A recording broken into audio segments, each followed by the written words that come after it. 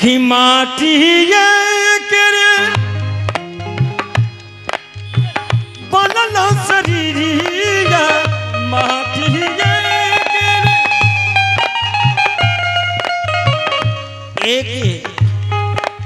एक प्राणी ये शरीर में गेरुआ वस्त्र धारण करते हुए और उन्होंने भ्रमण करके और यानी भ्रमण करने के लिए चल दिए।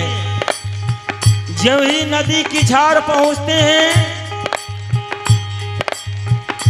और गेरुआ वस्त्र धारण किए हुए हैं, साथ में एक सरंगी भी रखे हुए हैं और माथे पे लाल रंग की पगड़ी बांधे हुए हैं। नदी की छार पहुंचे, एक उनको क्या न क्या मन में बात विचार आता।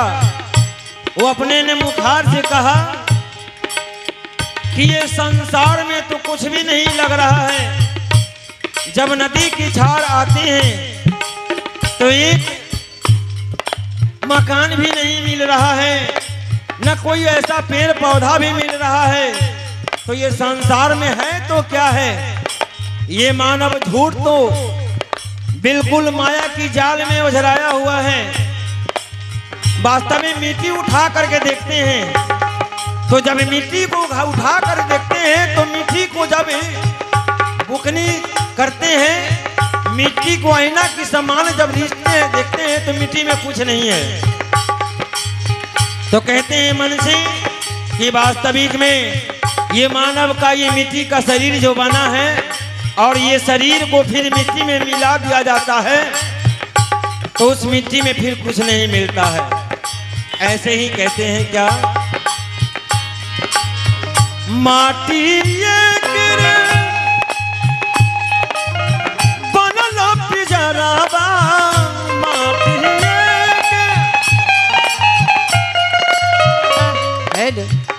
माटी में मिला जाई।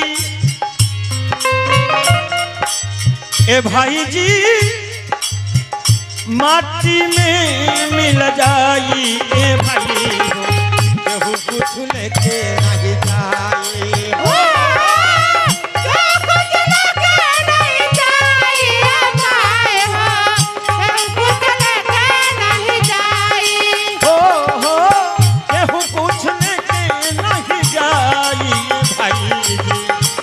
कुछ लेके नहीं जाए।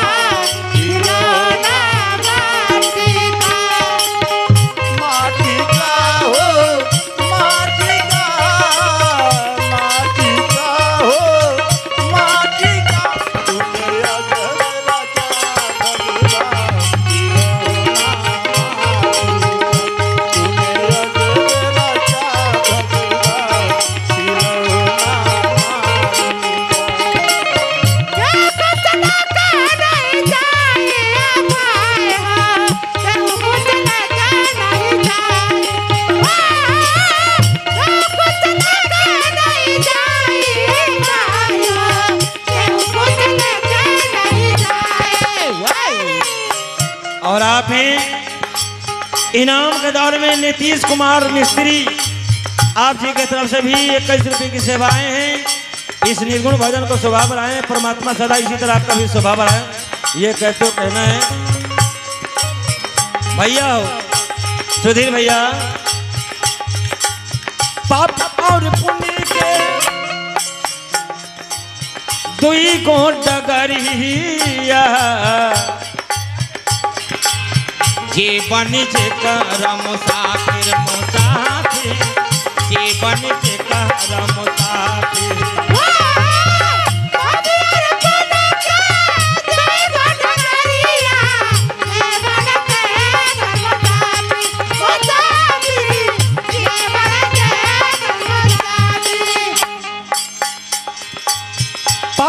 और पुण्य के ये संसार में दो गो मार्ग बना है, दो डगर बना है, यानी दो गो रास्ता बना है। एक तरफ पाप की मार्ग बना है यानी रास्ता, दूसरी ओर धर्म की रास्ता। आप ये दोनों रास्ता में कौन सी रास्ता अपनाना चाहते हैं, ये तो आपको ऊपर सोचना है। ये सोचन शक्ति ये मानव की है। पाप और पुण्य के तुई को डगरिया, जे बनी जे कर मुसाफिर मुसाफिर, जे बनी जे कर मुसाफिर।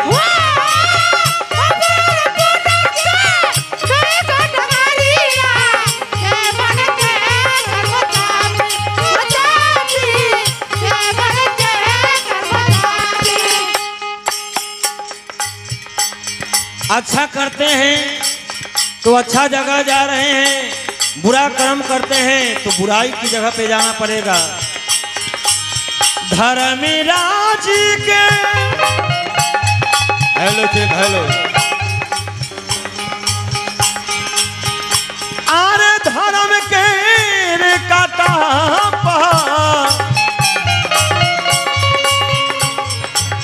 धर्मराज के धर्म के काटा पर नेकी बदी तौलाई भाई हो, नेकी बदी तौलाई भाई।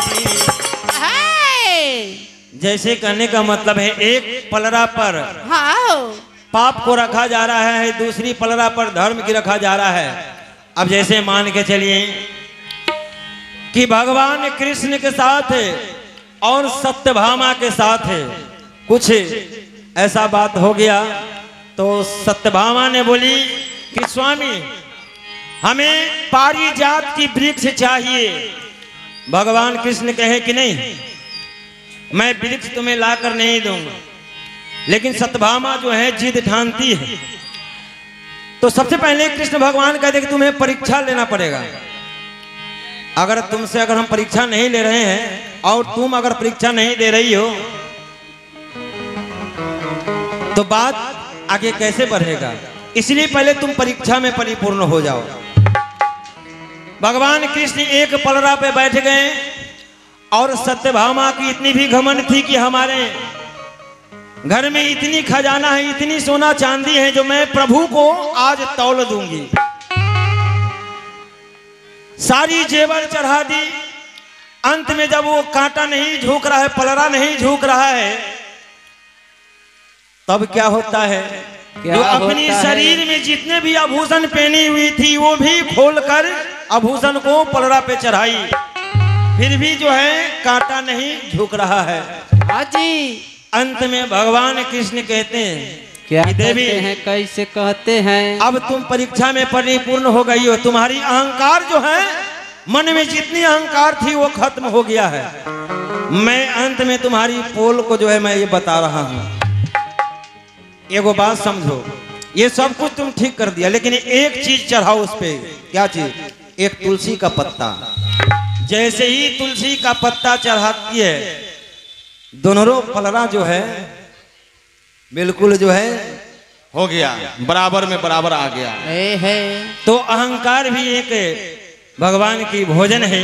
इसलिए कहते हैं कि धर्मराज करे धर्म के कांटा पर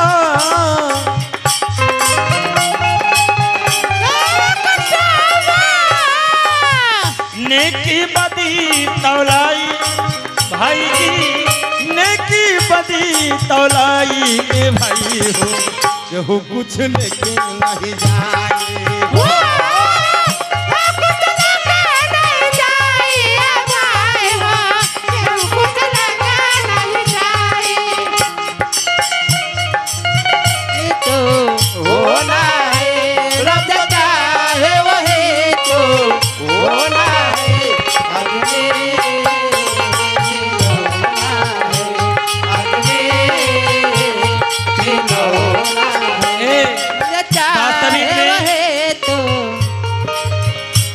ये मनुष्य जो है ये खिलौना है। हमारे भाई साहब कहते हैं टोन बजाए हैं कि प्रभु जी चाहे या रब जो चाहे वही तो होना है। बिन हरि कृपा एक तीर न डोले। अगर प्रभु का इच्छा नहीं होता है तो संसार में कुछ भी नहीं होगा। अगर उनकी इच्छा जब हो जाएगी तो देखें ना रात क्या हुआ, वही हुआ। तो उनकी इच्छा से ही सब कुछ होता है। तो आज देख लीजिए, इनाम के दौर में आए हैं हमारी गीता देवी दरुआ निवासी, इस घर की पुतो यानी बहू, उनकी तरफ से 102 रुपए की सम्मानित आए हैं। और आप हैं लक्ष्मण राम, आप जी की तरफ से भी 21 रुपए की सम्मानित आए हैं। शुभकामना करते हैं लक्ष्मण राम जी के लिए। प्रभु जी चाहे वही तो अरे होना है।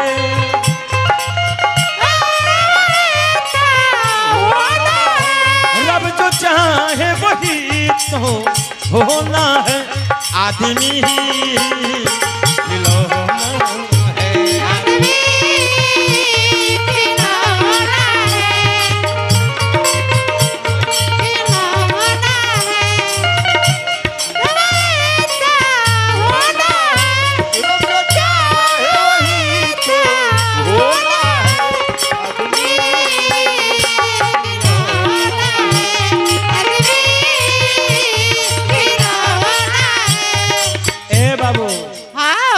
चला ठुमका चलत रहा। और आप हैं ललिता देवी दर्धा, यानी बहू ललिता देवी दर्धा, उनके तरफ से 105 रुपए की सम्मानित आए हैं। यानी ललिता देवी इस घर की बेटी है। तो चलिए दर्धा निवासी, उनकी तरफ से 105 रुपए की सम्मानित आए हैं। शुभकामना करते हैं और ये कहते हैं। और आप हैं संगीता देवी, यानी उनकी छोटी बहू दरुआ निवासी, उनकी तरफ से भी 105 रुपए की सम्मानित आई है। शुभकामना करते हैं उनके लिए, ये कहते हुए और कहना है क्या। चिंता से चतुराई घटे, दुख से घटे शरीर, पापन से धन लक्ष्मी घटे, कह गए दास कवि।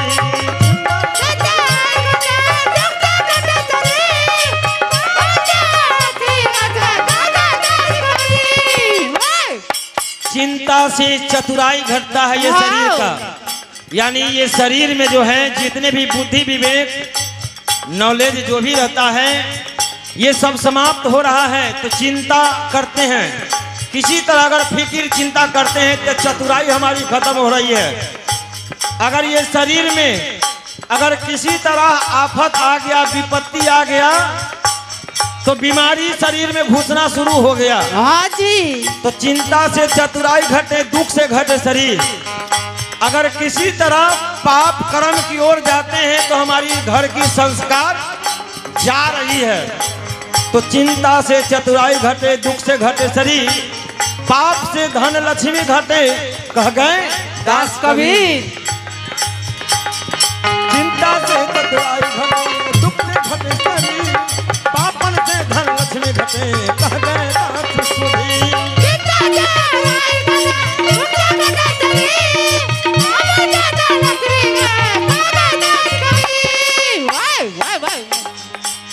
कि प्रभु जी चाहे वही तो जय हो होना है।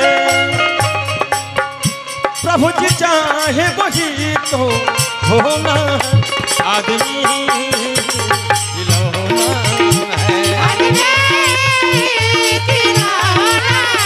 आदमी खिलौना है।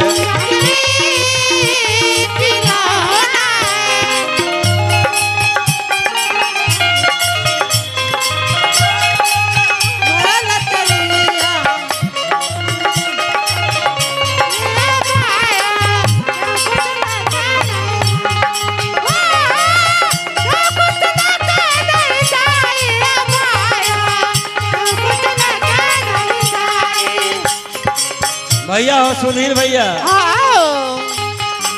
बबुआ ने सुना। कवि का कहना है भाव से, क्या कहना है, कैसे कहना है। जब लाश को लेकर दफन करने के लिए चलते हैं तो हरा बांस की डोला बनाते हैं और उस डोला को सजाते हैं और उस डोला पे चीदा को रखते हैं, सजाते हैं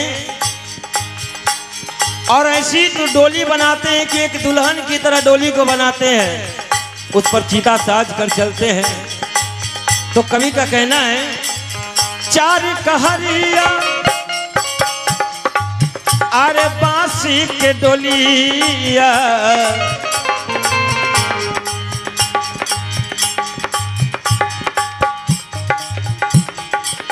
चार कहरिया बांसी के डोलिया, तहाँ पर लला की चदरिया चदरिया, तहाँ पर लला की चदरिया।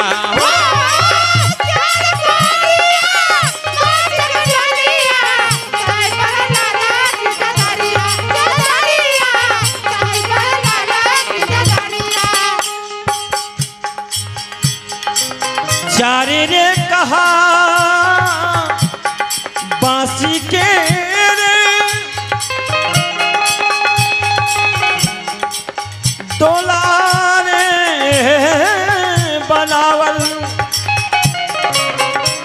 अरे तह पर सजल रे ललकी रे चदरिया। जय हो जय हो।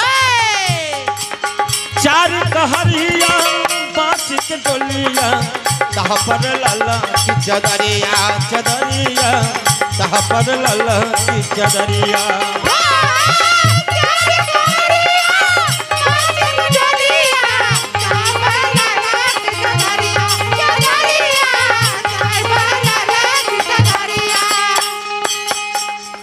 ये शरीर को, ये सोना जैसा काया को ले जाकर राख बना देते हैं। हाय हाय हाय। और आप हैं राम कुमार, आप हैं राम कुमार साहब गोवा चक निवासी, यानी 120 रुपए की सम्मानित करते हैं। इस निर्गुण भजन को शोभा बढ़ाए हैं। परमात्मा सदा आपका 120 लाख की पूर्णौती करें, शोभा बढ़ाएं, शुक्रगुजार है ये कहते हुए।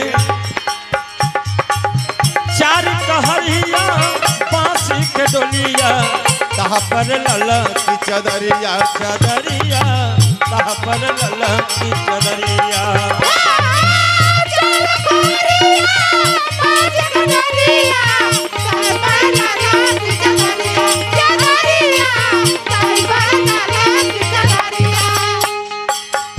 सोना रे जैसन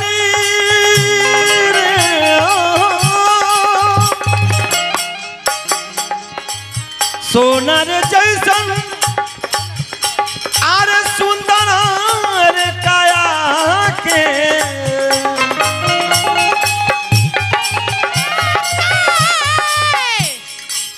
सोना रे जैसन सुंदर काया के, देला राख बनाई भाई जी, देला राख बनाई भाई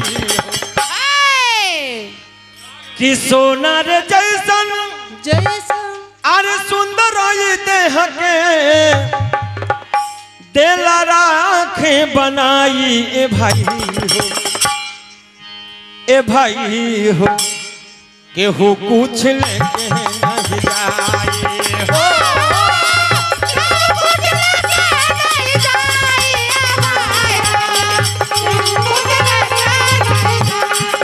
हो, केहू कुछ लेके नहीं जाई ए भाई हो, केहू कुछ लेके नहीं जाए।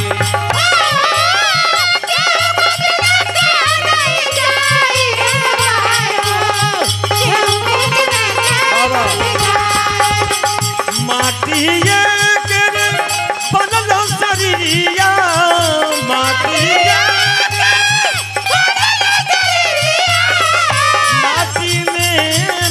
जाई भैया हो, माटी में मिल जाई ये भाई हो, केहू कुछ लेके नहीं